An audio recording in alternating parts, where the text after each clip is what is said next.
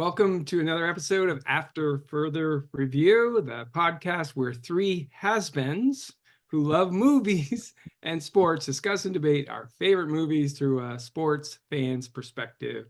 I'm with Eric Vogel, who has on what his wife calls the Philly tuxedo. You want to explain that, Eric? Philly's hat, Eagles shirt.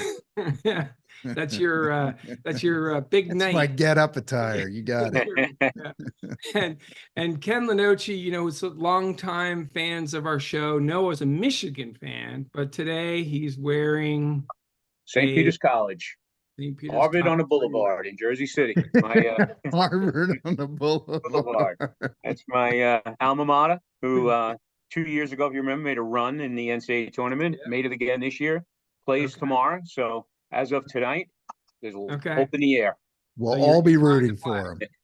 And what about Michigan? You're just done with Michigan, or they didn't even make the tournament. That's the crazy thing. St. Peter's made. Michigan did not make the tournament. So representing St. Peter's. Right, and I'm wearing a Hawaiian shirt in honor of Brad Pitt's performance tonight, and that's as close as I'll ever be compared to Brad Pitt. We both wore Hawaiian shirts. Well, that's not true. You kind of, you were with the Brad Pitt of his day, Paul Newman. Newman's daughter, yeah. Yeah, true. The Kevin Bacon look, there's all these connections. Yeah. So, guys, I want you to know this before we get going. You are Eric effin Bogle, and you are Ken effin Lenoci. Don't forget that. That's it, baby. Once Upon a Time in Hollywood is next. Seamless transition. I'm Rick Dalton. It's my pleasure, Mr. Schwartz. Call me Mom. Put it down. That's your son? No, it's my stunt double, Cliff Booth. Last night we watched a Rick Dalton double feature on the shooting. Oh, that's not good. All the killing. A lot of killing. Hey.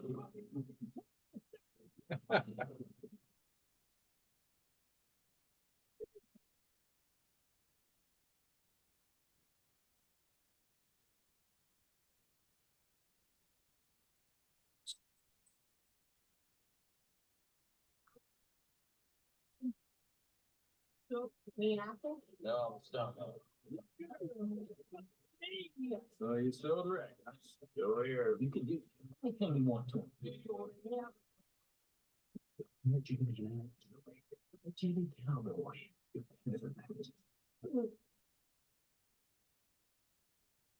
Line. You embarrass yourself like that in front of all those goddamn people. All right, what's the matter, Bart? It's official, old buddy. Who has been? August night and the leaves hanging down and the grass on the ground. Here I am, flat on my ass. Who I got living next door to me? I'm Sharon Kay. I'm in the movie. You're in this? That's me. I play Miss Carlson, the Platinum.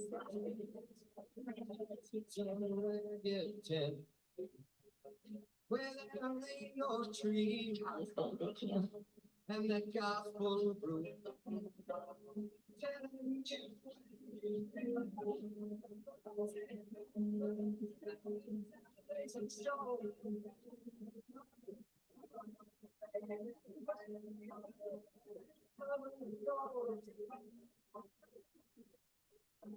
In this town, I can only change. Hey, you're Rick fucking Dalton. Don't you forget it.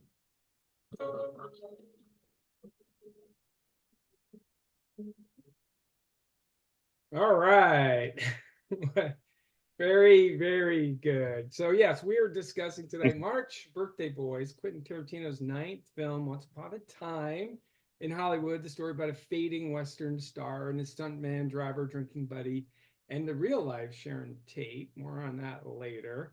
This is Quentin Tarantino's most critical and, well, really commercial success as well, second to Pulp Fiction. Close listeners and viewers of AFR are thinking right now, didn't they say last month they were doing Reservoir Dogs?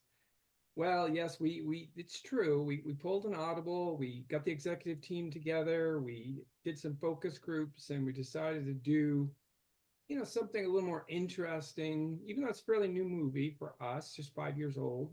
Upon a Time. So, guys, after rewatching this, did we make the right decision? Eric, what do you think? First of all, okay, I can see I'm lit up. I think I muted myself earlier. We might have to edit that intro, Mark. I don't know. Ken, could you hear it very well? No, not at all. Yeah. Yeah. But I heard your Rick fucking dog. Yeah, of course, that came through loud and clear.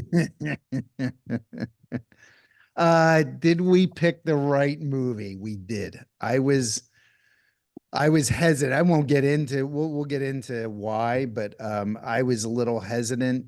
We started to watch Reservoir Dogs on the plane, going on vacation for a couple of days, and got halfway through and texted you guys.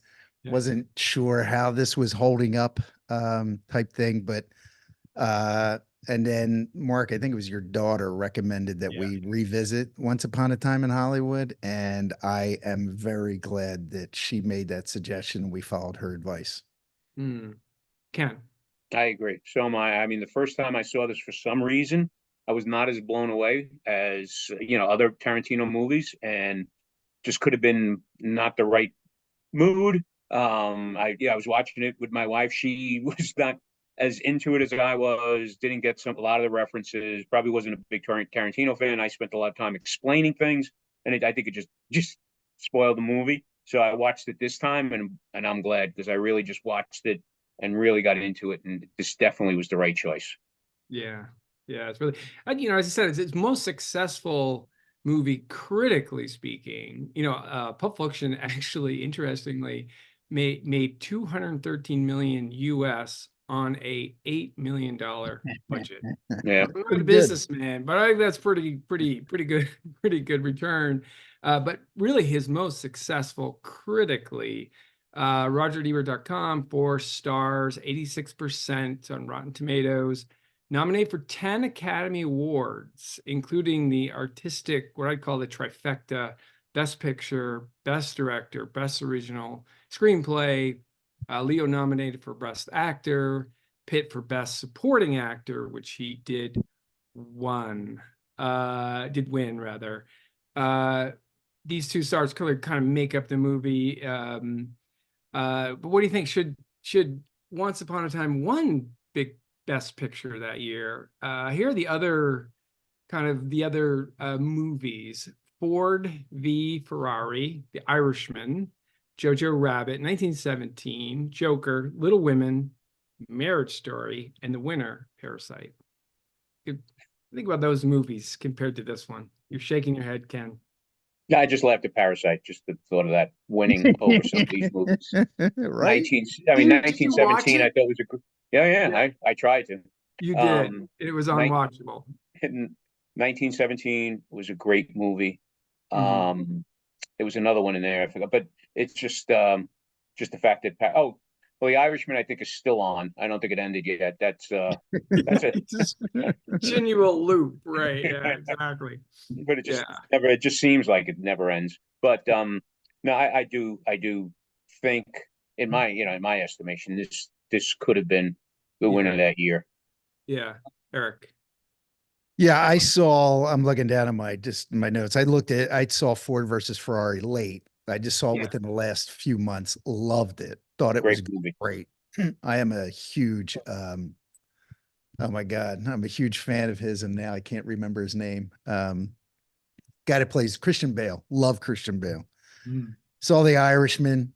Forgot that Pacino was even in it until I watched the clip just a little while ago. Saw Jojo Rabbit. That was interesting. Saw the Joker. Love the Joker. Did not see Little Women or Marriage Story. Saw 1917. Saw Parasite. This is a travesty that Parasite won Best Picture over this movie. And the funny thing is the fact that Hollywood, which loves nothing more than Hollywood, I mean, they're just so in love with themselves, didn't see this for what it was. And, I can't believe that they didn't give it, the writers, the Screen Guild didn't give it Best Picture for the fact that it was an homage to Hollywood. I know we're jumping ahead a little bit, but yeah, that was hands down the Best Picture of the year. Mm. Yeah, it really, I mean, we really, especially look at that, of course, going back and thinking about, the Oscars, there's always these travesties, but Parasite not only won Best Picture, it won Best Director, Best Screenplay, all three of those. And it's just. Did you guys see it? I started, you started watching it, Ken. Yeah, I started watching it and I forgot, got sidetracked or something, but I think now I have to at least go back and give it the full before I'm commenting on it. I should have watched at least the whole movie before I made my comments, but that's never stopped me before. So Yeah. Did you see it, Mark? I watched part of it. I didn't get You didn't see the whole thing? No. Even though it has this big surprise ending kind of thing. Right. Yeah. It was just when it was over. I remember when it was over. Jen and I looked at each other and like, that's it. And I think we saw it after it won Best Picture, and we were, you got to be kidding me type thing. And I think some of my kids, they said the same thing. I mean, it's interesting. It's good, but come on. Yeah, I'm sure, Ken, you were distracted by Central Michigan versus Ohio University. Yeah. It's a big game that night. Yeah, right. Exactly. Tuesday night. They have those Maction games. Those turnovers in the fourth quarter. It was the Division III college baseball playoffs. Yeah, exactly. God, those Boilermakers are incredible. Lots of praise for this movie, as we talked about. And our rival podcast called it a masterpiece. New York Times thought it was fantastic. But, it's definitely some others that didn't see it as well. One review said it wasn't, QT's best work. The New Yorker called it more or less regressive trash, which seems a little rough, for sure. Yeah. But I love it. I love it too. But it's kind of hard to characterize. And I mentioned to you guys earlier. It's like a nostalgia piece. It's a buddy movie. It's a historical what if. Like, where did you guys kind of land? Like, what was the thing that really kind of spoke to you when saying thinking how well you like it? Ken, what do you think? I look at it first and foremost as a period piece. I think Tarantino does such an incredible job setting the tone, setting the feel of that time. There is the buddy part. There's the alternative history. But I think first and foremost to me, it's a period piece that really made you feel like you were living in the 60s, which I did. But yeah, that's true. You were I was there. Like senior in high school. Or No. We just said that we weren't so far away. Eric, what do you think?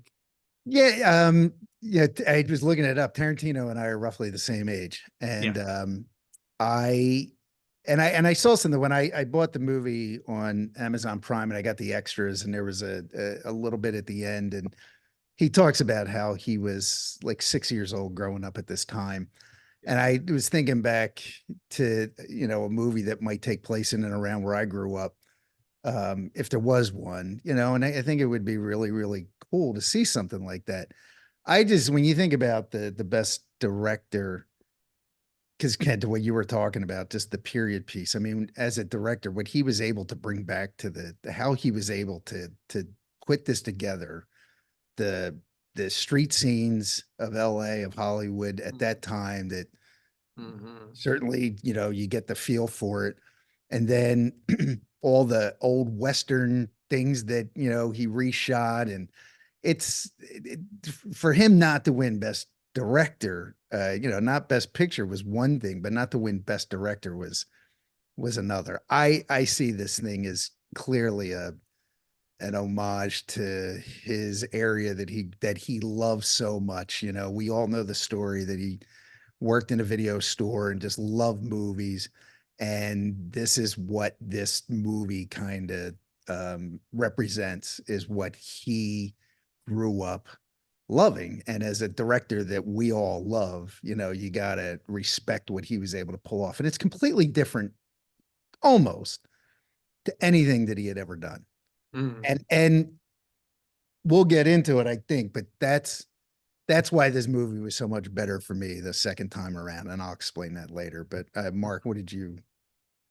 Yeah, same. I do think there's like the nostalgia, the details, the consumer stuff, the Mad Magazine, the quick chocolate drink, all of those. It just was incredible. Like just this sort of creation of this era, this time.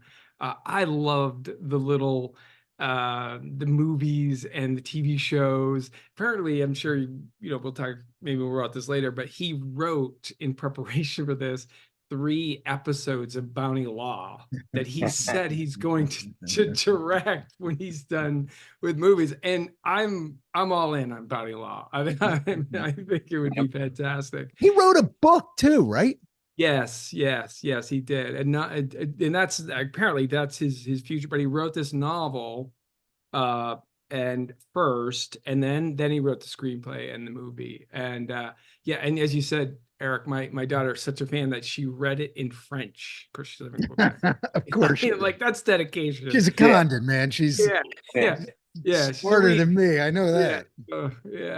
But Eric, just not to interrupt, but I did want you mentioned a couple of times about homage to Hollywood and homage to that whole era, and just obviously the title itself. Once Upon a Time is an homage to Sergio Leone with Once a Time in the West, and then there was Once Upon a Time in America. There was another one. So even from the title on, it just reflects that. Yeah. Yep. Lots of myth making here for sure. As a side note, did you like Once Upon a Time in America?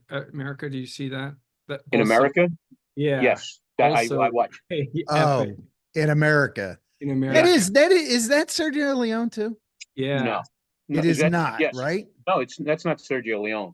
Once Upon a Time in America. He did Once Upon a Time in the West, which is a spaghetti western. Yeah. Henry Fonda is a bad guy, which up until that point, I'm not sure he had ever played a bad guy. And Bronson with that haunting harmonica score, which by the way, is the same harmonica score. I know where we're going. In Springsteen and I didn't even think about it just now. Now the song. What is that song? I'll find it, but he plays it right in the middle of that song. It's a really weird song, Mark, because it's talk about different. It's completely different than Springsteen. Any of the stuff, It's like a Western song. It's kind of wild. It's a story. It's pretty wild. Is there a banjo in there as well? It's not quite that bad, but I'll find it here in a second. But he does talk about, back to Quentin, he does talk about that he apparently with his stepfather, he would just drive around Hollywood in the late 60s listening to the radio, and that was sort of his inspiration. And that really it does come through. And then that tracking shot of the drive-in. I mean, that was like my first job, was working at a drive-in. I saw so many movies there. It was just that was just incredible. Outlaw Pete, that was what it was, Ken. Outlaw Pete, yep. Sorry. But I did watch. Make sure we get that correct for the screen. Sorry, I know. Yeah, exactly. Listening. What did you watch? I did. First of all, I did watch Once Upon a Time in America as well, which was you were correct, Mark. It is a Sergio Leone. That's what I thought. I thought it was. Yeah, I thought it was. I didn't want to, sort of grandstand. but it was, and I've watched both versions. Yeah, but there was the original version, which is really long and extended. I saw second because in the United States they cut it off because they felt we didn't have the attention span to watch this whole movie. Yeah, there was this and it completely screwed up the story. And then once I watched the whole thing, it was much longer, but everything fell into place. I think it's a great movie. It's got great actors. You got De Niro is in it, and James Woods is in it, and there's just some really good younger in their career actors. The guy with the eye, I always forget his name. He plays a big gangster. Anyway, the guy with the eye. We're off to a great start. We're like 15 minutes in and we forget who did that? Who was that guy? So- What was the name of that What was that? song? What was That song? It's like an elderly, like at the at the old did folks say home. three washed It up is. guys? William Yeah, William yeah, Forsythe. that's right. William Forsythe We're is the actor. living He has through- the strange Yeah. eye. The But problem Pesci, is, did we ever have it? Never has been, right? Yeah. Yeah. Well, we can always think about AFR #1, our highlights. went downhill. Yeah. Yes. Let's before we get the categories, I did want to say, kind of two little controversies. Quentin always had a controversy. The Bruce Lee scene, and then the other one was the lines with Sharon Tate. Margot Robbie had so few lines as Sharon Tate. I mean, Judith, the little 8-year-old method actor, had more lines than Margot Robbie. So, what about Bruce Lee? Much Ado About Nothing. I think Controversy. it What do you is. think of that I thought scene? I thought it was a great scene. I thought I was after reading so much. I mean, it was actually not that it takes much to get banned in China, but it was banned in China because of that. I expected much worse, and I thought it was a great scene. I really didn't see much. I mean, it made him come off a little maybe pretentious and so on, but that's the worst. I thought it was great.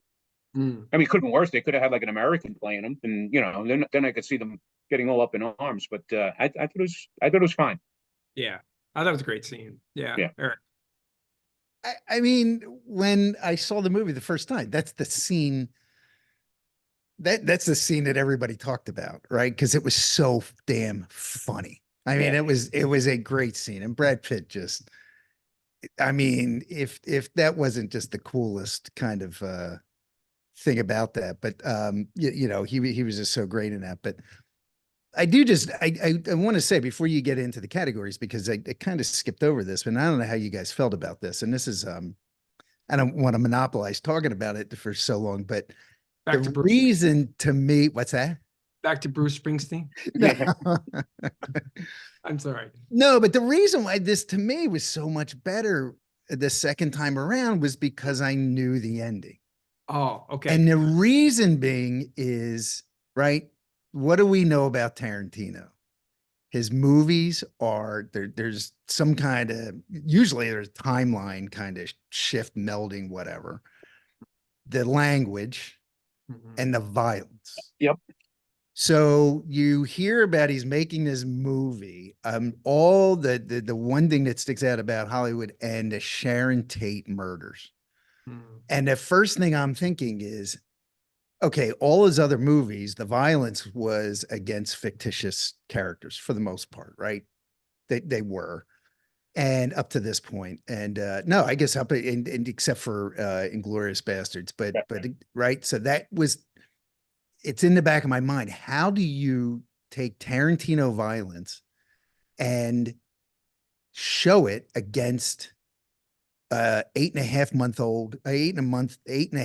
month pregnant woman who her and her 3 friends were all brutally murdered in real life? And how do you pull that off in a way Tarantino pulls it off? And so you go into the movie. Now, I will admit that I had guessed that he was going to pull a, he was going to pull a trick out of his sleeve because of Inglorious Bastards.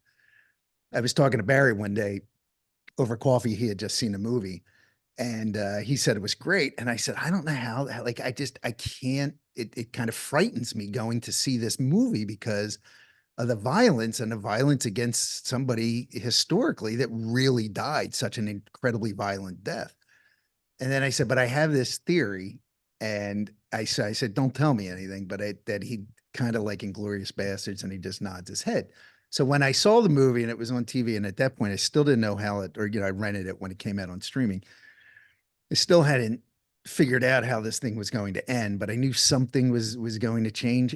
But still the specter of Manson over the whole movie and the potential violence that was going to come, I wasn't paying attention to what was really going on in this movie.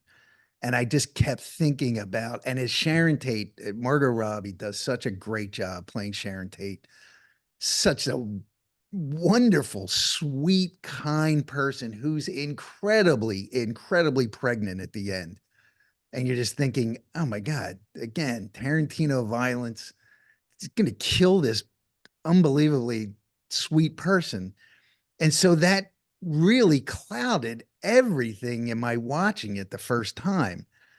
And then once I was able to see it and know how it ended, the next time I watch it, which was this is the first time I watched it all the way through again.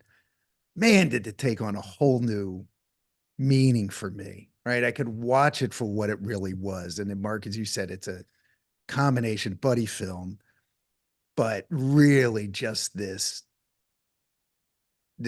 homage, as I say, to old time Hollywood, and that transition from the Westerns more into kind of more present. You know, the Westerns are going out by the late 60s, early 70s. This is kind of that end of all of that. And man, did it take on just an entirely different thing for me. And also just the acting. I was able to really Pitt. It goes back to the Bruce Lee scene. Pitt was great. Whether, you know, even if you're thinking about Manson killing this woman, Pitt was great in the whole thing. But you didn't really, to me, I didn't really appreciate DiCaprio until I saw this. And not to jump ahead, but I just able to absorb more of this movie the second time around. Sorry, knowing the ending. Yeah, I was going to bring that up. Knowing the ending? How did that change the movie for you? And the second time, the second watch, Ken. Oh, me? Yeah. I don't Yeah. think that didn't change it for me as Okay. much as the second time. Just to throw myself into, like Eric was saying, just appreciating the actors more. You know, it seemed like the first time around I was trying to figure out, okay, who's that? Oh, there's Mama Cass, and there's this one. And then this time, not only appreciating it, but realizing that I missed a few of them the first time around, like who was playing them, because I was just trying to figure out who they were.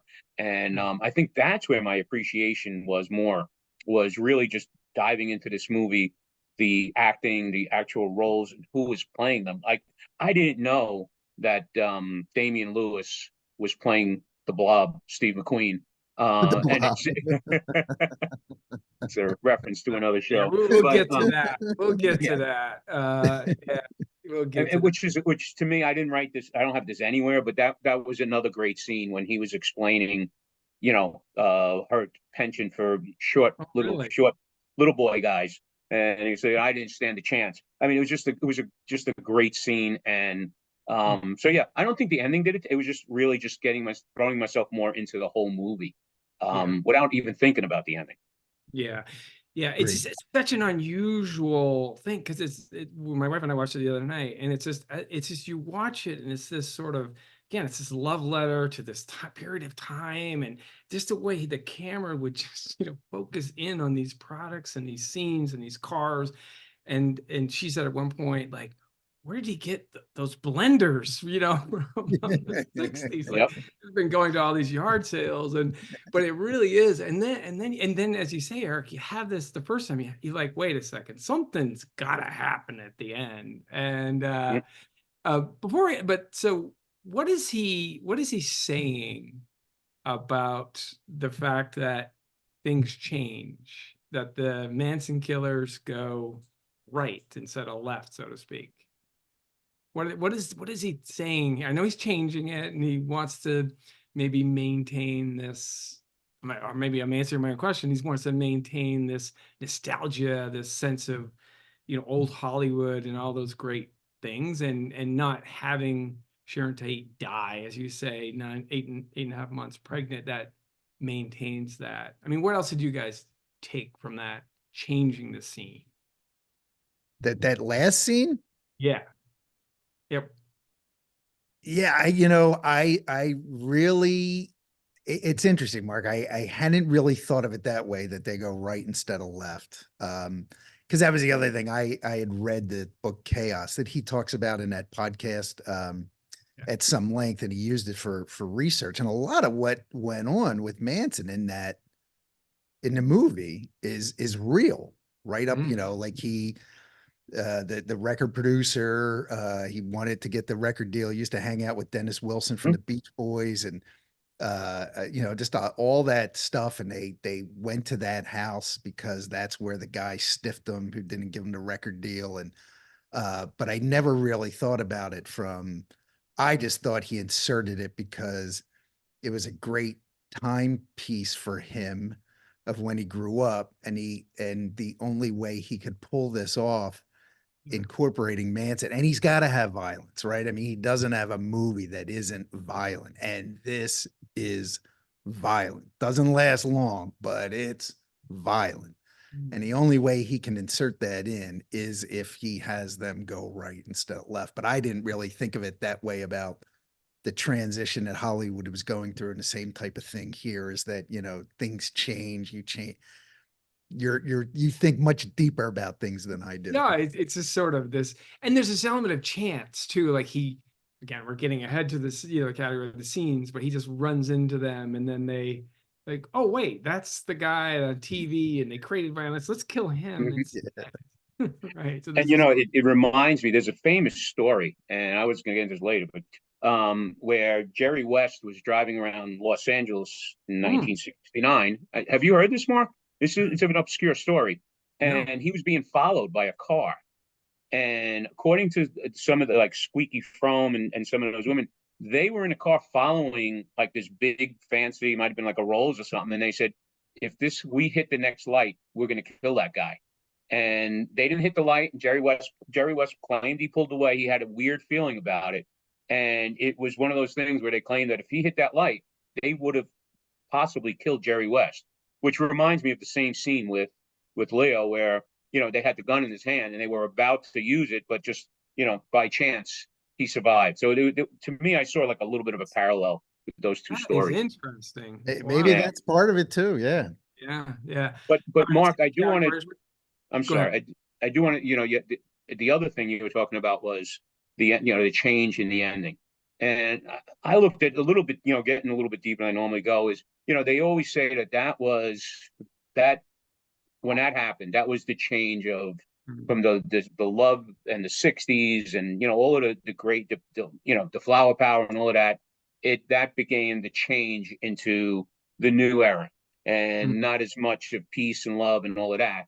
And it almost, I mean, if you really want to dig deep in this, maybe he wanted to hang on to it. So by not having them getting killed, it almost extends that era that he loves so much in this movie. So not sure if how much there is to that, but it's interesting that you were looking at the change of the ending.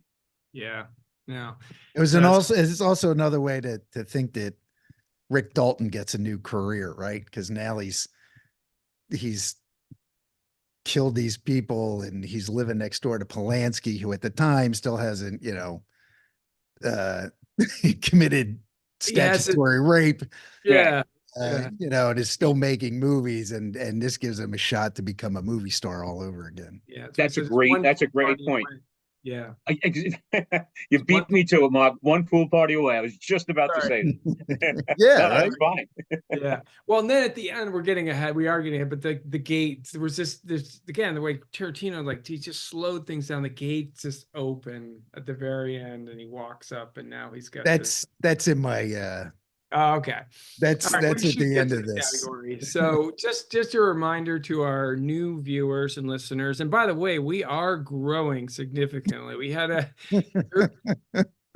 growth from AFR 1 to AFR 2. So congratulations. But just a reminder to our new viewers and listeners, we look at the movie through a series of sports inspired categories, other than the sort of the initial couple: best scene, best line, MVP, bench warmer, drop the ball, favorite quarterbacks, GOAT, and a new category, armchair quarterback, which we'll talk about as well, where we rate the director's work. So let's get to it. So best scene, I'll give you 4, and then there's so many, but I'll give you 4, then you guys can give me add to it, and then we can kind of best one. I picked the opening one, the meeting with the producer Schwartz, played by Al Pacino, followed by Rick saying Schwartz. Schwartz. Marvin Schwartz. By the way, does Pacino just do that same accent now in every movie? I was just watching the Irishman trailer, Jimmy Hoffa speaks exactly the way that, and his character in this thing on Amazon Prime where they're Nazi hunters, same exact accent. So sorry. Found something, Eric. Can you? After all these years. Yep. So that's one. The two, where the sequence where I'm putting this all together, where Cliff picks up Pussycat and drives her to the Spawn Ranch and meets George and sees all the Manson people. That's two. The third one, and I'm going to give you four. The third one is when Sharon Tate goes and watches herself in the movie. I thought that was just, it's a great as you scene. say, angelic and cute, and she's looking around the audience. And then my fourth, I didn't use the ending because I knew we were going to talk about that. The fourth one, the scene in the trailer where Rick rates himself for missing his line. And apparently that was improvised, which is for Tarantino. I heard that. Got to stay on, and he did it, and I loved it. It's just like he's like, I'm giving up drinking. I'm not drinking anymore. It takes a big swig. That's great. That was the best. I thought of you, Kenny, your January dry. Very similar. Exactly. And my other question: who gets drunk on 8 whiskey sours? I mean, you're not getting. If you're going to be if you have Right. a serious problem, you're not drinking 8 whiskey sours. Yeah, that's an issue. So there's four. Eric, what else would you add? Well, you already mentioned the Bruce Lee fight, which I still think that's fantastic. Kind of pretty for a stuntman, aren't you? That's what they tell me. Yeah, that's what they tell. Apparently, Burt Reynolds, Yep. he recommended that line. He was supposed to be in the movie. We'll talk about that later. Oh, I didn't know that. Yeah, I know. I knew he was supposed to be in, but I didn't know he recommended that line. I have two that I'll. I did like the filming of the Lancer episode. Yeah. I like Timothy Oliphant. I've always liked Timothy Oliphant. Yeah. Yep. So I thought that whole thing and the fact that the scene. So I'm taking the entire thing. You picked that one scene in the middle, but just how he shows up and there's this precocious 8-year-old girl and she's showing him up on the set and he flubs his line and then he has the meltdown and then he comes back out and he nails it. And she whispers to him, that was the greatest acting I've ever seen. And he's Rick fucking Dalton. I thought that whole thing was great. And not interrupt you, but she was so great. And when he's reading the novel and he's talking about, and he's really upset and he calls her, what do you call her, like Principus or something, something like that. Yeah. She goes, I normally don't go for that. Those types of names. Yep. But great. Do you know there was actual episode where she played in real life that was played and there was a young girl playing that part. Do you know who the young girl was that actually played that part on television? Eve Plum from the Brady Bunch. No way, really? Yep. Oh, that is great. Yeah, so there was the actual show on. They had this girl, Marvella, or whatever her name was, and the girl in the show was Eve Plum, which I don't think I don't think threw herself into her Jan Brady part like she was. I can't tell. Is she patronizing him when he's reading his book and she goes, "Tell me what Slim's up to now." And what's he up to now? Right. He's got this giant book on Walt Disney, this 8,000 page book. And he's reading his little paperback novella. I liked there two real quick ones I love because one of my favorite movies growing up as a kid was The Great Escape. So inserting DiCaprio, Rick Dalton in as Hiltz, Steve McQueen's character, I thought that was excellent. And then real brief was the when he's feeding the dog in the trailer, Randy, and he drops the dog. And he goes, "Is that a wine? What I tell you about wine? You whine, you don't eat. I will throw that shit in the trash." The trailer was unbelievable, right? That's just, like my wife and I watched it on Saturday and she was just like, "Oh my God, it's so disgusting." But the poor dog's locked in there all day while he's over at Rick's house fixing his antenna and everything. Dogs are better then. So okay, those are. What about Ken? Yeah. Anything? I think we did the whole movie, right? We probably didn't.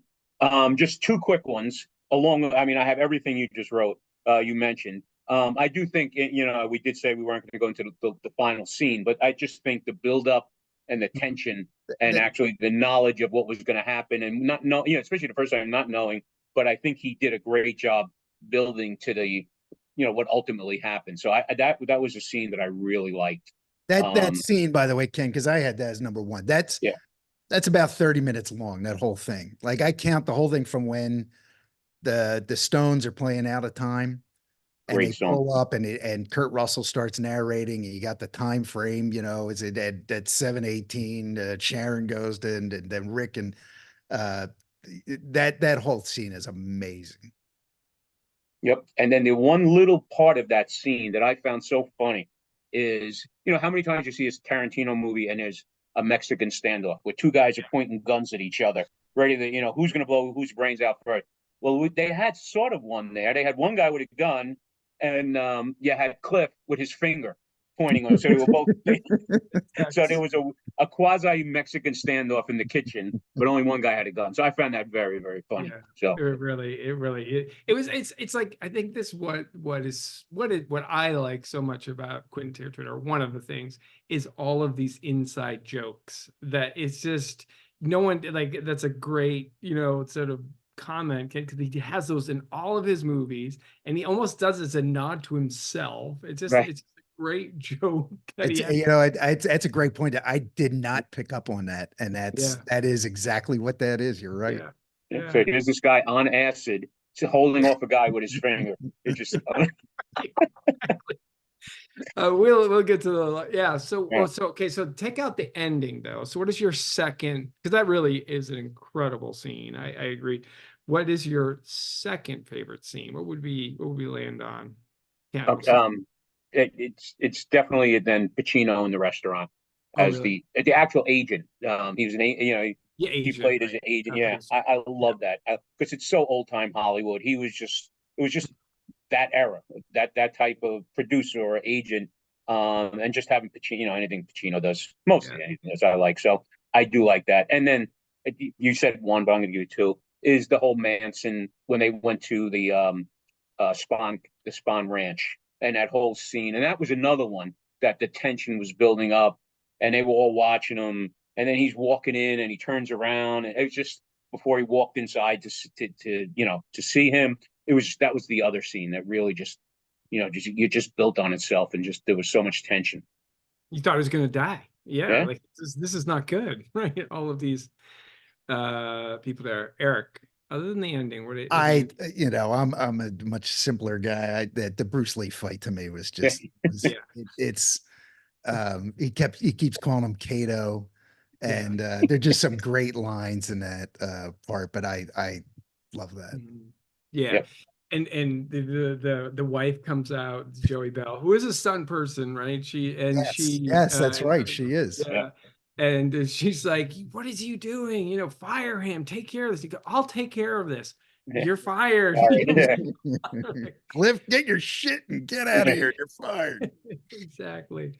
I'll just again, I just love that trailer scene. I don't know that it wasn't as significant, but it was just a great Leo sign. Okay. Best lines we talked about, has been. I love, again, this end sequence that you're both talking about, you in particular, Ken, when Cliff says to Tex, you are real, right? I'm as real as a donut, MFer. That is good. Fantastic. And away we go. I think that was just sort of funny. A small line.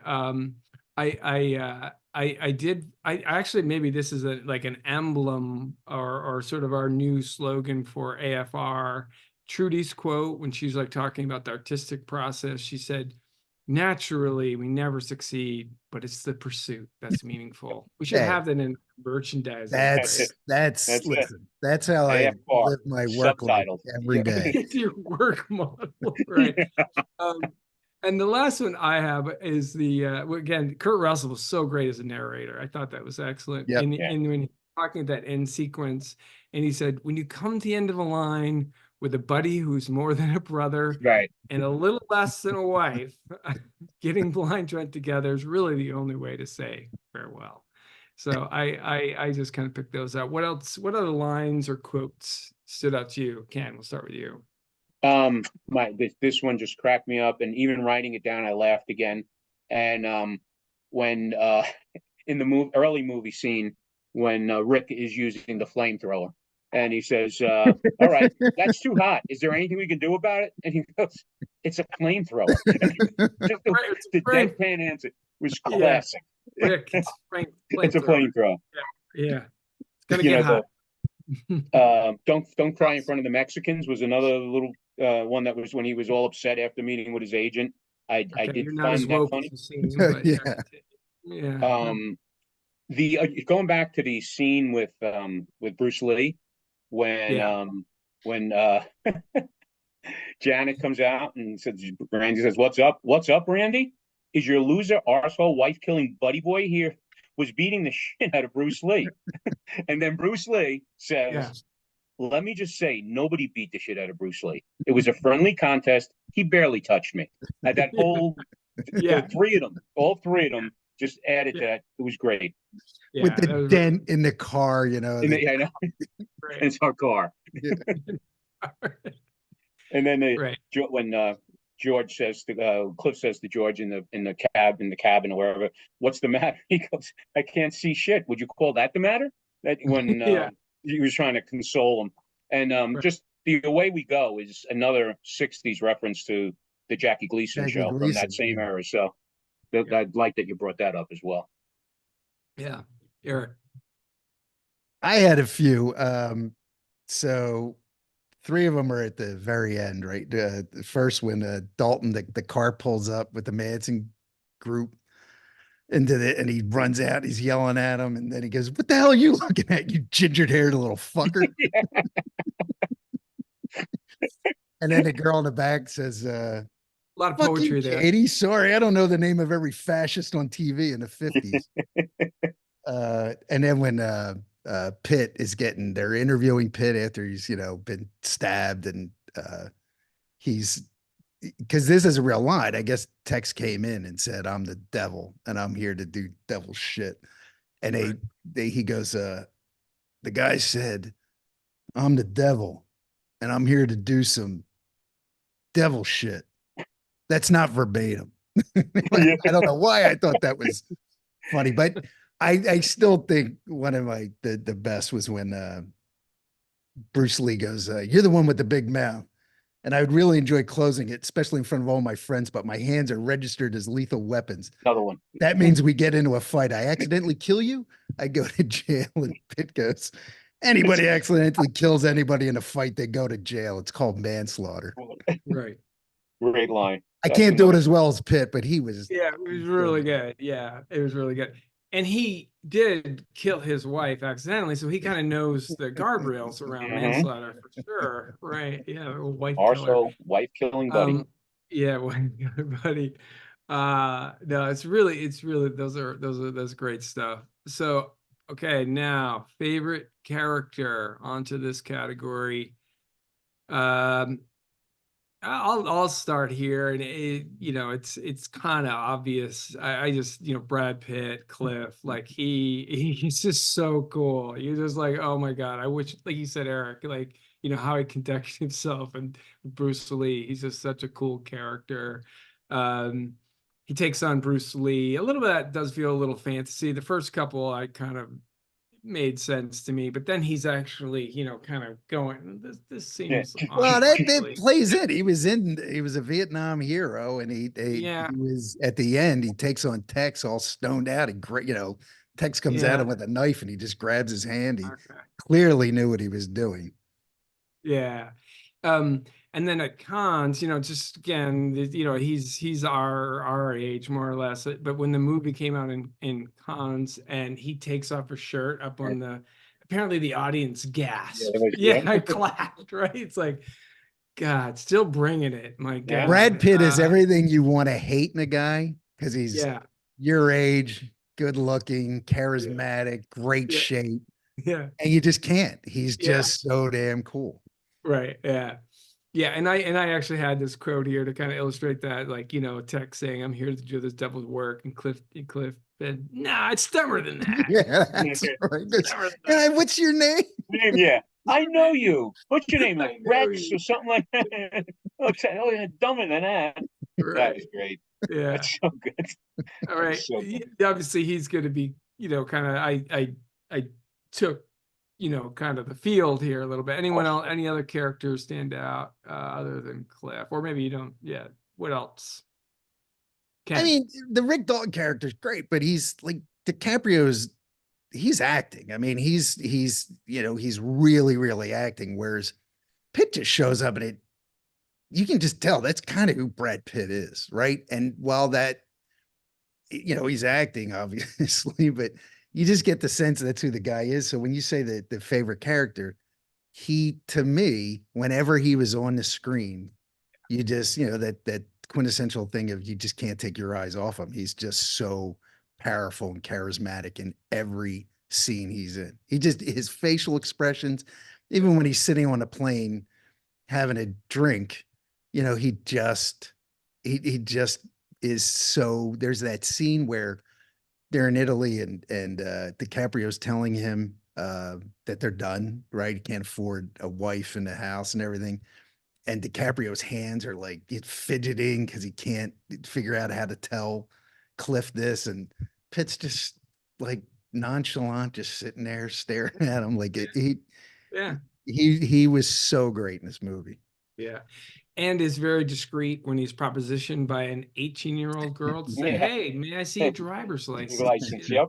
I'm like, I just want some documentation here. So, um, who else? How about you, Ken? What else? I agree with both of you. I do like, obviously Brad Pitt. You know, I said this. I said what Eric just said about Leo is that you can't take your eyes off of him when he's on a scene. He also plays that type of part, and with everything else, he's also like almost like a loyal puppy, like loyal to a fault as his friend. When you got to go up on a roof and fix the antenna after being told that he wasn't going to be able to get him a job on the movie set. It's that loyalty, that part of that character I really like. I agree with everything you said about DiCaprio, and then the other person I really liked, and Margot Robbie playing, Yeah, Sharon she Tate. was excellent. Yeah, right. We're talking about her more about her. Yeah. What is it you like? Yeah. I just like I really think she captured, so we're dealing with two other characters that really weren't real. I think she captured Sharon Tate. I think she did that whole peace and love and just, really, like Eric was saying, a very nice type of person, sweet type of person. And then she, like, my favorite was, with like these little things that jump out was like when she was in a theater, and she was watching the movies and she took her shoes off and her feet were dirty. That was Sharon Tate never liked to wear shoes. Yeah. So that was very common with her. So I did find that. And the other little Easter egg was that there was actual Sharon Tate herself was on the screen a couple of times. Yeah. So that's a good touch. But you got to give a call out to her as well. She did a great job. Yeah. What about Quentin Tarantino in this feet thing? It's like three women in this movie have dirty feet. And then like, what is it? I think it's like 4 or 5 other movies. There's this female feet thing. I had noticed that, Mark. I mean, I think maybe you got a thing for feet. Yeah. Curious. Yes. Curious. The fact that the Manson girls had dirty feet didn't surprise me. You would think they would. And you're going to for your realism. What's her name? Pussy had hairy armpits as well, which which added to the realism of that character. But you're right. It was you expected them to have dirty feet, but the fact that Sharon Tate is watching the movie, had dirty feet are up on a chair was kind of surprising. I just couldn't get over. I'm one of these weird people with cleanliness. I'm not an OCD or anything like that, but whenever I see these movies, and you had to imagine the people at that Spawn Ranch and reading this book Chaos. I mean, they must have smelled like shit. Like no showers and just they were disgusting people, man.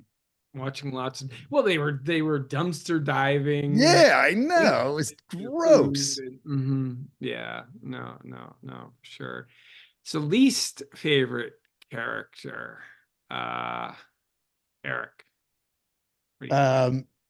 It's interesting because the one Squeaky Fromm, not in it big, right? So I don't know if that counts because she doesn't really play a huge part, but I was just so grossed out by that character.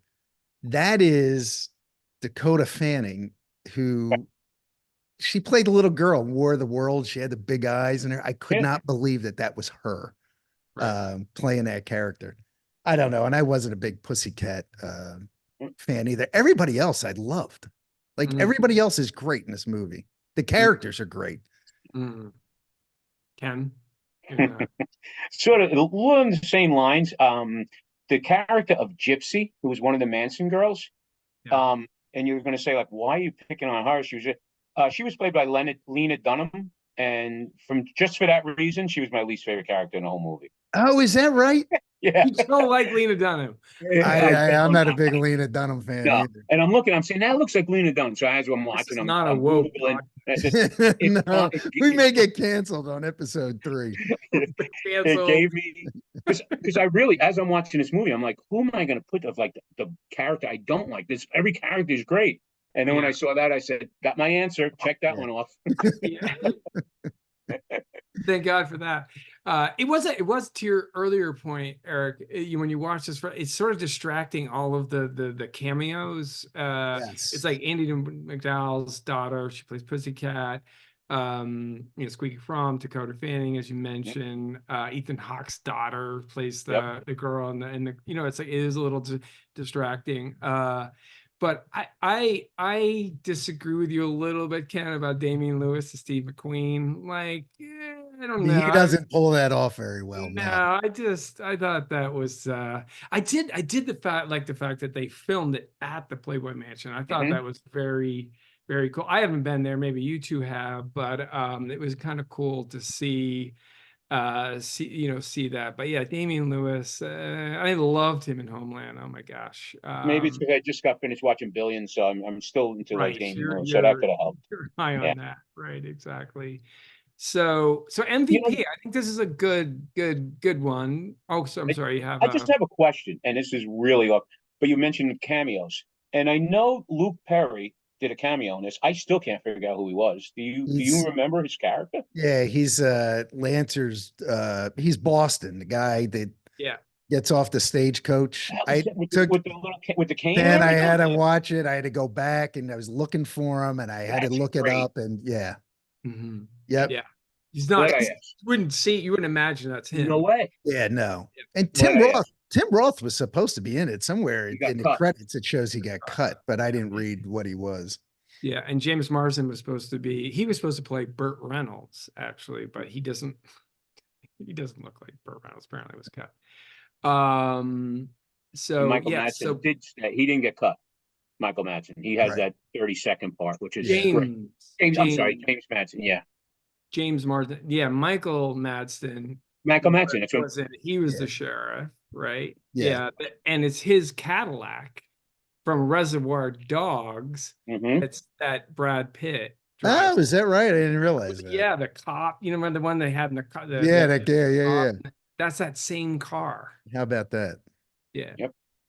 Call back to Reservoir Dogs. So MVP, most valuable performance. I think this is a good category because I think it is really interesting. It's the Brad, the Leo, I don't know. What are you thinking, Eric? Or Margot Robbie, Sharon Tate? Sharon Tate Margot Robbie wasn't in it enough. Yeah. But she was so good. She was great. I mean, seriously, if Sharon Tate was half as sweet as Margot Robbie plays her, she must have been an amazing woman. And the fact that she died so violently is just incredibly sickening when you think about it. I think the best performance with DiCaprio. Just the fact that he plays this guy whose career is washed up and he's struggling with that, and just how he interacts with that 8-year-old girl Um, he just he was so great. Again, when he's trying to tell Cliff that they've got to part ways, and he's so fidgety and nervous. The part you talked about, your favorite scene where after he had flubbed his line, he goes into the trailer and starts freaking out.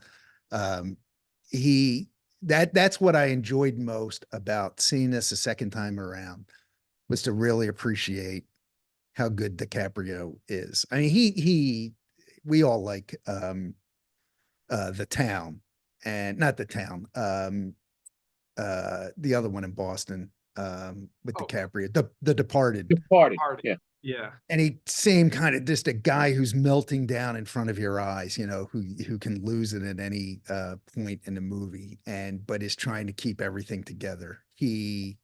I think anyway, I think he gave the best performance overall. For sure. Ken, what do you think? I mean, I can't argue with anything you just said. And yeah, he plays that type of character. You know, Wolf of Wall Street, same thing. That it's like falling apart, trying to hold it all together.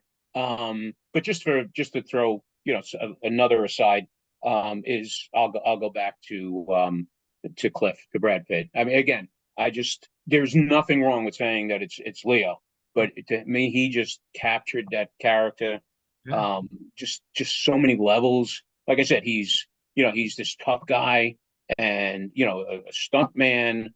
At the same time, he's like this loyal friend that will do anything for him, and he's a wife killer. So I mean, there's so many levels to this guy. So I mean, I think it's you're mentioning that's an attribute, Ken. Yeah, it's just that these normally that's not considered. That wasn't meant as an attribute. It meant that he was so complex of a character that you can overlook the fact that he killed his wife and still like him. That's how good he was. That's right. I wasn't clear. You seem to be putting.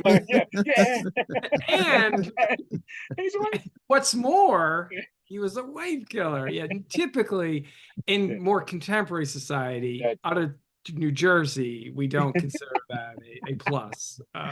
Ken, you keep bringing up the fact that he was such a good friend. You forgot his last line in the movie when DiCaprio says, Cliff, you're a really good friend, and he goes, I try. Ruined my ending. Oh. No, I agree. I think Leo, it's just like I think you sort of, and I agree that Brad Pitt is so cool. I think you hit it, Eric, is that this is kind of who he is, right? I think that's him, man. Yeah. I think that's whereas him. Like Leo, even the little subtle thing is like when he wasn't doing lines, he stuttered.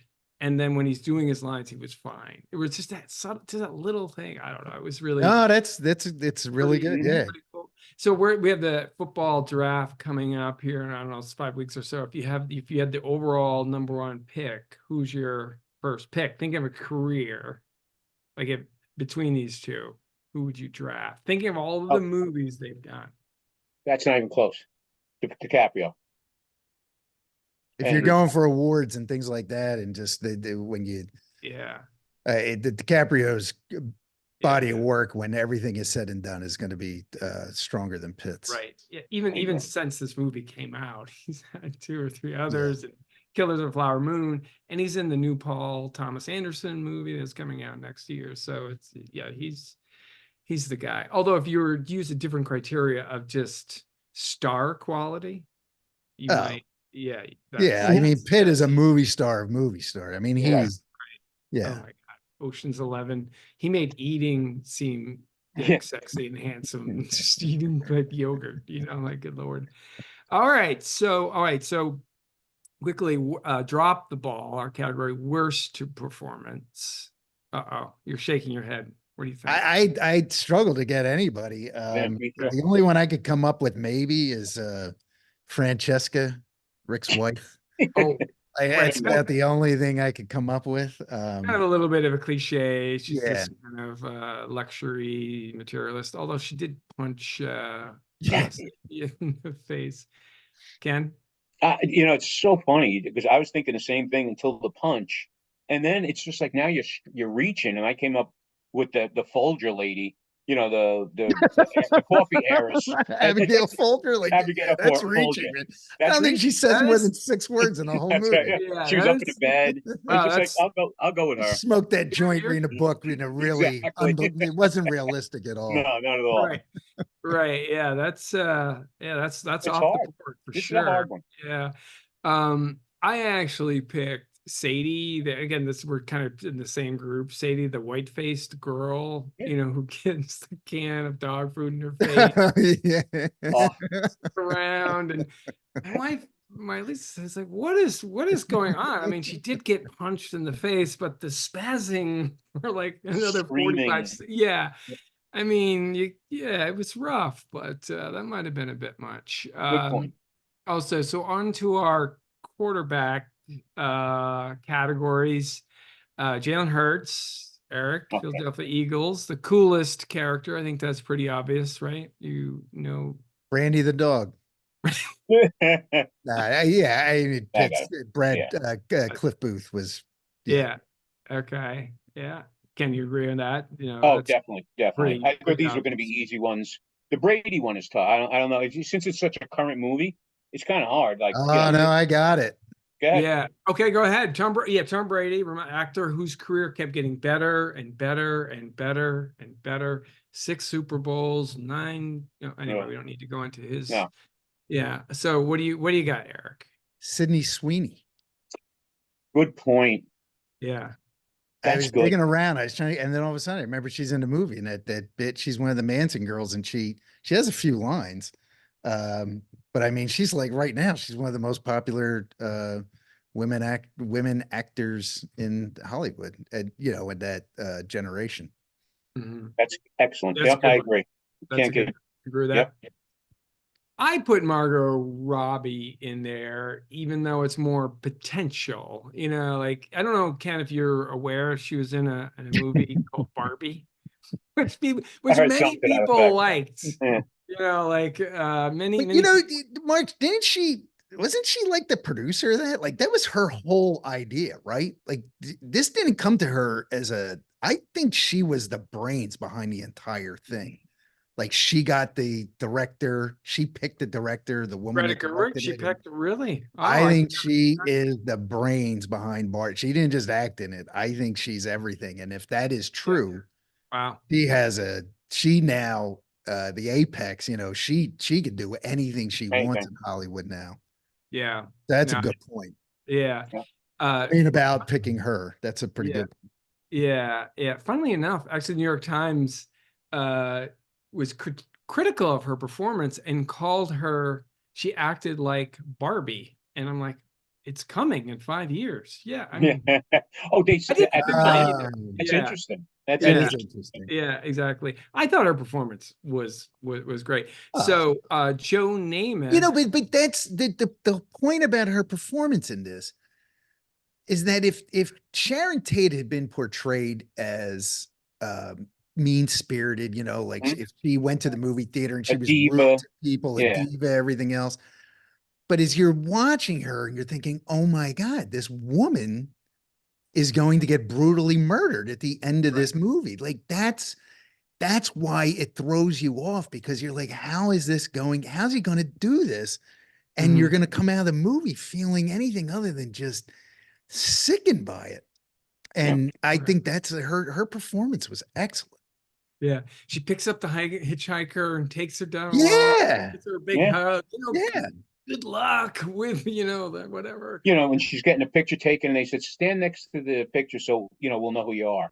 You know, like, here she is, this big star, and Right. Yeah, no, for sure. So Joe Namath, Ken, I don't know if you're aware of this. The Jets won the Super Bowl in 1969. That was was that the last time, or have they been in the that was the last time. Okay. Yeah. So this is the category of an actor whose career peaked. What do you think? You can start there. I find this really interesting because the Joe Namath Award winner is Joe Namath, because he was in the movie in CC Rider. That's right. And they were showing the clips, and that was his big start, and he never went anywhere after that. So I'm giving the Joe Namath Award to Joe Namath. To Joe Namath. That is a great pull. I was watching it. I thought about that and I thought, nah, but that is great. Yeah. I had Luke Perry. But he died. He died But- right yeah. in this. His career really didn't It's go anywhere. it's a little ghoulish, Eric. But yeah, I mean he couldn't do anything else. He was dead.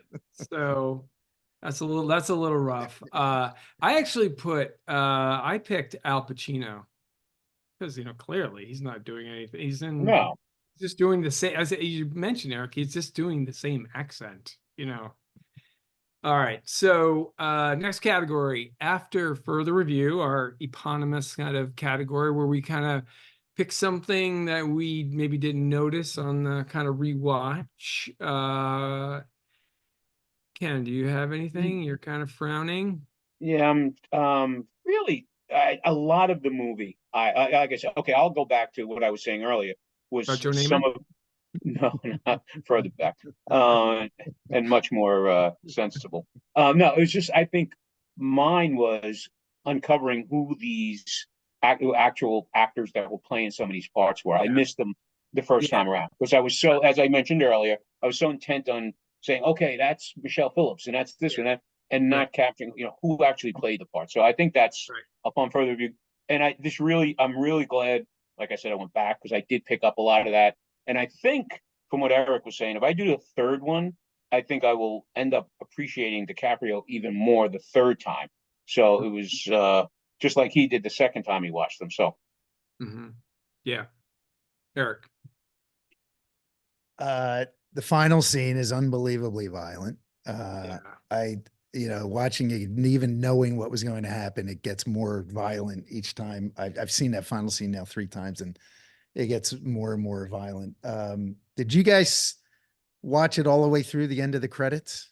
mm-hmm. You see the commercial for Red Apple cigarettes? Yes. Yep.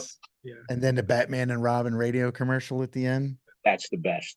That was pretty funny. I was surprised that Brandy the dog, after being so loyal to Cliff passes out and Brandy runs into the bedroom with Francesca, left Cliff's side. I thought that was interesting. But this one I thought was when Cliff first meets Pussycat and he pulls up and she's walking by, the song on the radio or the soundtrack is Mrs. Robinson. Yep. So the reverse, instead of the older woman and the young guy, it was the reverse. I thought that was kind of interesting. Cool. Yeah, that's very cool. How about you? Cliff's outfit. It was such a little detail when they're at the end, when they're at the restaurant, the Mexican place. He's in all white. And then when they get back to the Rick's place, he takes off his jacket and he's black and white. Yeah. Which is like, he's not just angelic, he's a badass and he's going to wreak violence on this family. That was just a subtle little thing. That's cool. I loved also the brand for the dog for Brandy. It was like Wolfhound, great food. Was it a wolf tooth or something? Wolf tooth, excuse me. Yeah. Great food for mean dogs. Yep. I love that. I'd like to get some for my dog. I mentioned this earlier, like the Mad magazine. I didn't need it initially, and they had Rick Dalton on the cover. And apparently, Mad magazine did a commemorative issue from the 60s for this movie. Like the first 12 pages is about Rick Dalton. It's such a cool little detail. Next category, stadium gripes. We love this movie, liked it. Whatever, I guess this is going to be like least favorite character, hard to pick one. Any gripes about this movie or changes you'd make? One. I got one. Okay. You alluded to it with the cinematography where the gates open. Yeah. At the end. All right. So it's what's the time frame now? They break into the house about 20 after 12. Yeah. It's after midnight, right? Okay, but by the time you kill 3 people, the police come, right? Your buddy's taken off in an ambulance. You've got to give your testimony there. I mean, what is it now? 3 o'clock in the morning at least. And Jay Sebring comes out, you know, and Sharon comes on the intercom like she's 8.5 months pregnant. Now, granted, maybe this is Hollywood. She's like, "Oh, you want to come up for a drink?" Some of my friends. But the thing is, they just got done killing 3 people that broke into their house in the middle of the night. They have no idea where they came from. So he opens up the gate and they go walking up the driveway and the gates are still open. Like nothing's ever happened. And then the gate, imagine yourself in that situation, you wouldn't, first of all, you wouldn't be having that conversation with anybody. You'd be freaked out of your mind. Now, granted, he had what, like 14 margaritas and he was drinking more margaritas. And but that whole thing was just, they're having a casual conversation in the driveway after he just torched this woman to a crisp with a flamethrower in his pool. Right. As my only gripe about the whole movie. Yeah. That's a good, I hadn't really thought about that, but right. There's the timing of it. It's so late. Like, I go to bed at like 9 o'clock. Seems late to me for sure. Ken, what about you? It's like nitpicking and like, the scene at the ranch when now he comes out and his tire is flat. He beats the crap out of that guy. He's bleeding from the nose. And now he wants him to change the tire. Now the guy's struggling with a tire on, right? And they go up, the girl, I guess it was a girl, goes up to get Tex in the hills, not that far away. By the time she goes and Tex comes flying back on the horse, the tires change and he's pulling out. It's like, how did he change the tires so quickly? That is a great point. I actually thought the same thing. It's like, boy, that went well. I mean, his face was smashed. He wouldn't even give him struggling with the tire to get the blood out of his eye, and he changed the tire like he's on F1. Yeah, exactly. That was hydraulic jack. Yeah, right.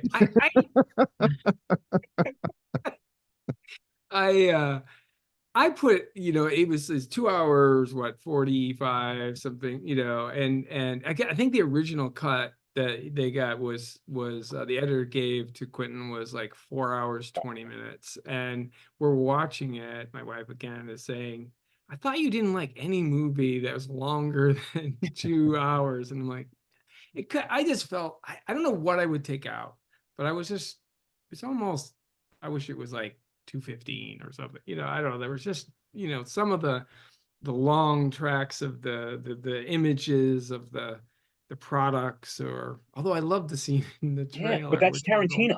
Long conversations and long tracking shot. I mean, that's him. So you're going to get that, and you don't want to take it out because then that takes it away from it's not him anymore. I can have my own opinions, by the way. I mean, no, you're right. I mean, the scene with Pitt with the dog in the trailer. I mean, I don't know what that adds to the movie, except the fact that the dog is his loyal. Like you have to introduce the dog because you need the dog at the end of the movie. So I guess you need that. And how well behaved the dog was. He tells it to get up on the couch and sit. Yeah. Yeah. All right, next category, sideline fantasies. That was a sort of casting. Actually, I didn't really get a lot out of that. You have some, Ken? Some like casting, people that were supposed to be casted, they didn't get the Well, I mean, the one that everybody knows is the Tom Cruise was supposed to be. There's a couple everybody. That Tom Cruise is Cliff. Burt Reynolds was supposed to be George Spahn, but he died, and that's how what's his name? Bruce Dern. Bruce Dern. There was talk that Jennifer Lawrence could have played Squeaky or one of the girls, but this is my favorite. That's who it was. I was just looking up. I wrote down Jennifer Garner, but it's Jennifer Lawrence. That's right. But this is the craziest one, and I don't know if this is just rumor or just a legend, but Charles Manson was supposed to be played. Well, it was not supposed to be played, but one of the guys that tried out for it was Charlie Day from It's Always Sunny in Philadelphia. I thought that was hysterical. Yeah. And he was scheduled for an audition, but he didn't show up because he decided he didn't want to be remembered as that character. Yeah. which I think is a wise choice. You know, Because she plays such an upstanding person on It's Always Sunny. It's it's such a I really loved you as Charlie. Yeah, he's the paragon of ethics and all of that over there. I just don't kill anybody, but other than that, yeah, right. Eric, do you have anything else? No. Yeah, those are kind of it. Bruce Stern did a pretty good job. I did like him in that, and he has a really funny line where he says, "Oh yeah, but that red-haired girl in the front," and he's like, "You wake me out of the nap, and I told you was blind. I don't know what color hair she had." Yeah. There's just so many good lines like that. All right, so new category, armchair QB, rethinking Quentin. And again, let's kind of open up a little, we talked about this kind of at the beginning. This is 9th movie. He's going to do one more. Apparently it's called The Movie Critic. That's the early title that I read. And that's an interesting beginning. So this is the 9th. Where would you put it in the Quentin Tarantino pantheon? Go ahead, Eric. Yeah. So I was talking to my son about this earlier. So I don't know how I think it all depends on, let's rule some of them out. Okay. Right. So have you guys ever seen, the one, I did just, again, oh my God, senior moments again. The one nobody's seen of his. It's like right in the middle of his film work with Kurt Russell plays a stunt guy. Oh right? yeah, Death Proof. Death Proof. Yeah, I've never seen it. Never finished it. Very violent, very, very violent. I didn't like that either. So Kill Bills. I put them out.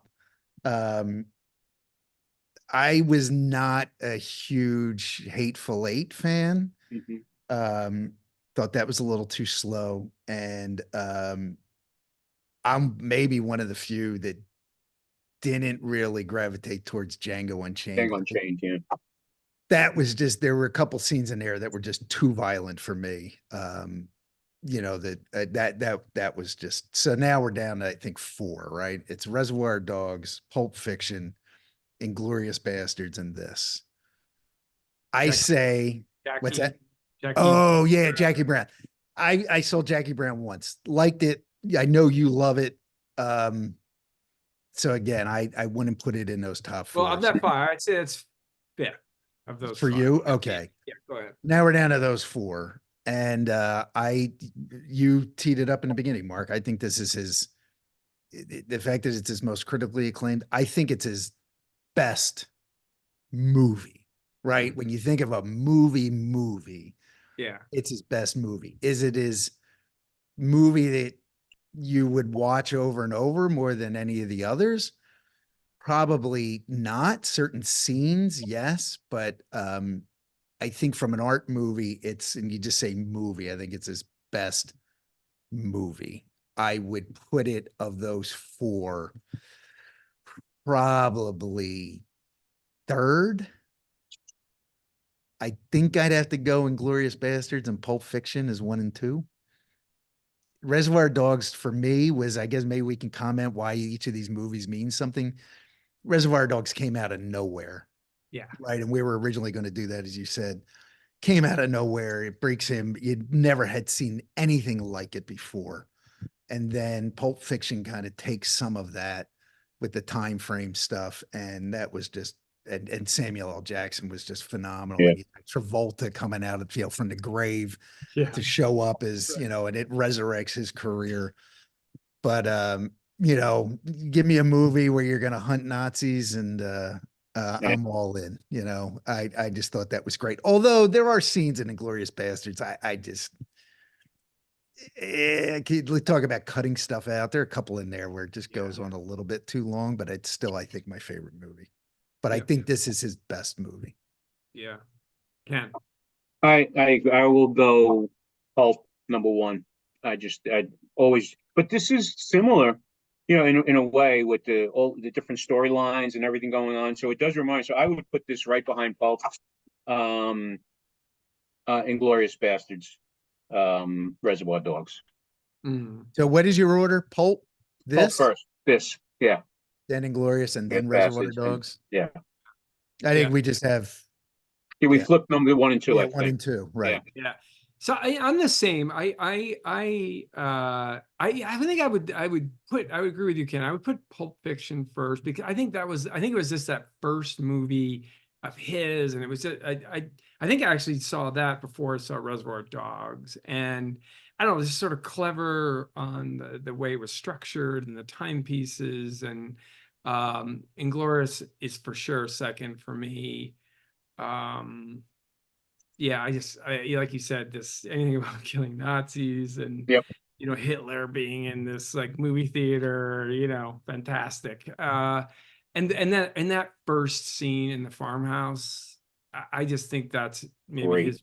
the tension on it, just like I was just fantastic. I love that. I put this third, and then I actually would have changed my mind and put Jackie Brown fourth. I don't know. It's just something about that. I like that. I'm gonna have to go give that another shot because you I was speak just going to so say that, highly Eric. of Same it. thing. Yeah, Yep. I got to go back and watch it. Yeah, it's just I don't know. It's cool. Pam Grier is like fun.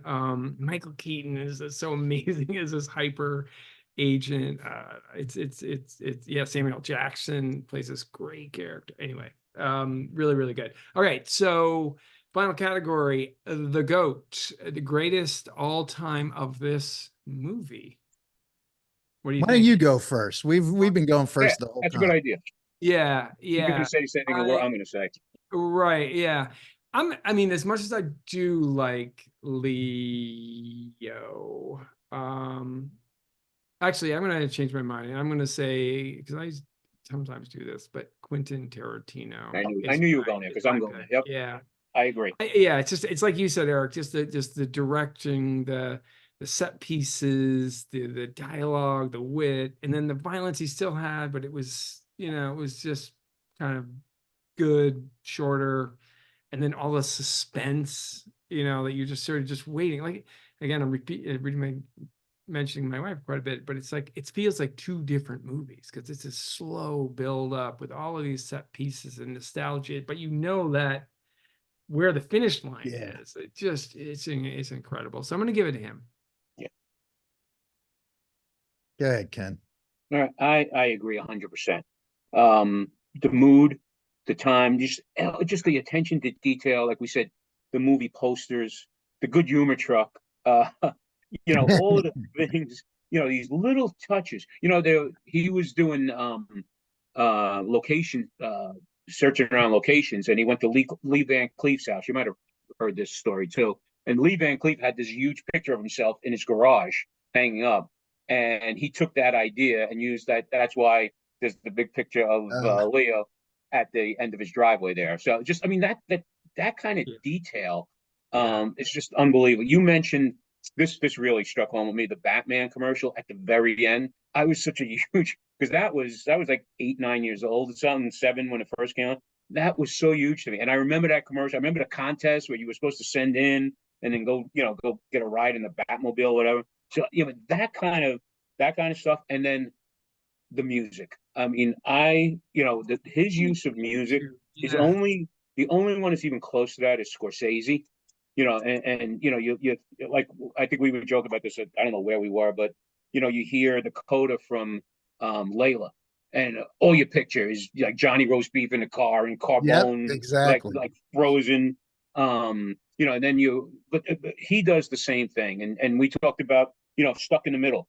You go right to that scene from Reservoir Dogs with him dancing with and he does the same thing here. You would reference the Stones song at it. That just fits so well, because it was like things were changing, and it was I'm just out of time. I'm moving on. Things are changing. It was such a good maybe it's I'm a Stones fan, and but his just use of music, and even the what's his name, Jose Feliciano doing California. We hear California Dreaming all the time about mamas and her papas. It was, I don't know what it was about that version, but it was just something about it that just struck a chord. So I'm going with you the same thing. Yeah, great point. Yeah. Yeah, I agree on the music because there are a lot of music. It's not like the hit songs, right? They're kind of the songs you'd have to be your age to really appreciate those, Ken. Sorry, buddy. Yeah, I think that qualifies as elder abuse. No, but like there are a lot of the songs I don't think I really recognize, but they were probably, but it fit perfectly. That the Stones Out of Time. I mean, you're at the time that comes on, you've got Kurt Russell doing the narration, and they're putting the time clock on the thing, right? Because it's counting down to when she's going to get killed. Yeah. And so I just thought that kicking off that final scene was great. I thought the music was excellent. I agree. I think Pitt makes the movie. Yeah. If you don't have Pitt's character, the movie is missing an awful lot, right? Yeah. And I don't know if anybody else could have done it with him. You could have gotten another great actor to play DiCaprio's part because that movie was around that part, but Pitt makes the movie. But without a doubt, I agree. I think Tarantino is the GOAT. Yeah. Yeah. And actually initially Tarantino wrote the part for Brad Pitt was he was going to be a detective investigating the murders. Yeah.